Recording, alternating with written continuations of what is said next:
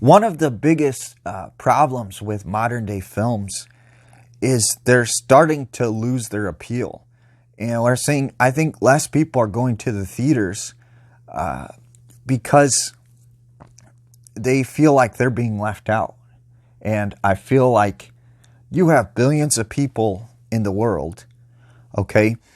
And they all have differing opinions. And when you only have one Spider-Man, that people can get behind, it's hard because not everyone's going to like that new take on Spider-Man.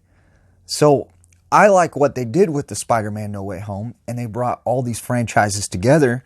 But that made me think, should we be doing multiple takes on Spider-Man at the same time?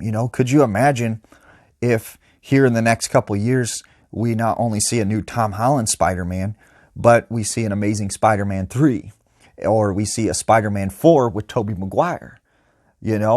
Imagine they gave people the opportunity to see different takes on Spider-Man, and I think it would draw more people into the theaters and into film because not everyone's going to like Tom Holland Spider-Man. Not everyone likes Tobey Maguire Spider-Man, but you're bound to catch someone's attention with the new Spider-Man movie. And I think people say, well, if you got 3 Spider-Man movies running at the same time, or you got 4 Spider-Man movies going on right around the same time, well, it's going to take away from, one or the other movies. One of the other movies is going to lose money and not be as successful.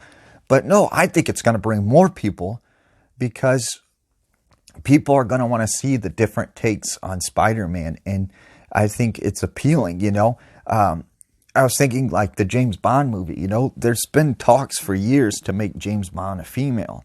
And I don't necessarily think there's anything wrong with that. But I feel like there's a lot of people who've grown up with this character, James Bond, being this very masculine male character who has a particular personality. And a lot of people like that.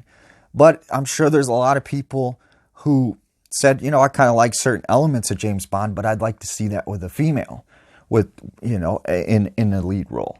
Now, why not make 2 James Bond movies, man? Continue that same character in the James Bond franchise, and then do another James Bond movie with the female James Bond, maybe a female villain, okay?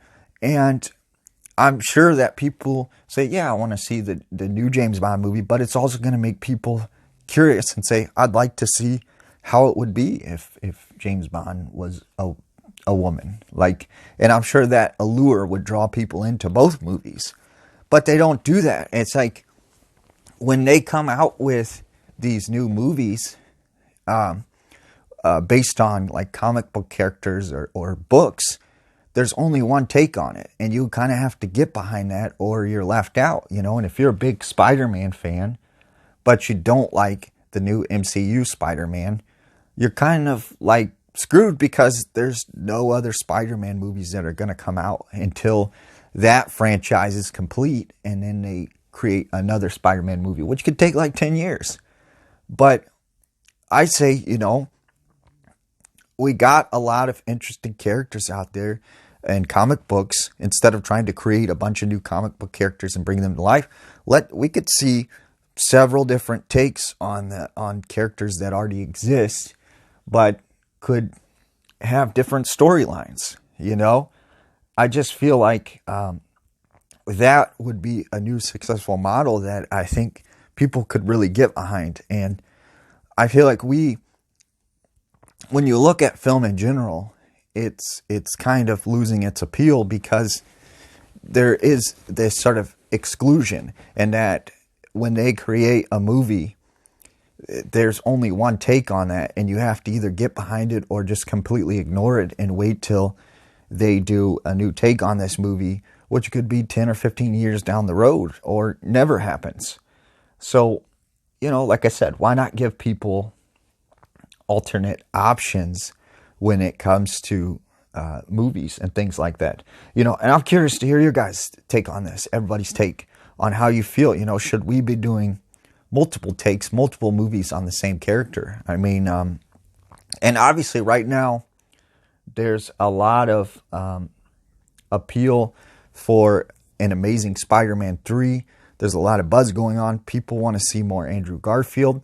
But I think at the same time, they'd like to see more what happens with Tom Holland's Spider-Man in the MCU, So why not give them both? And why not give two different takes on the same character? I think it would be interesting. I think it would be exciting.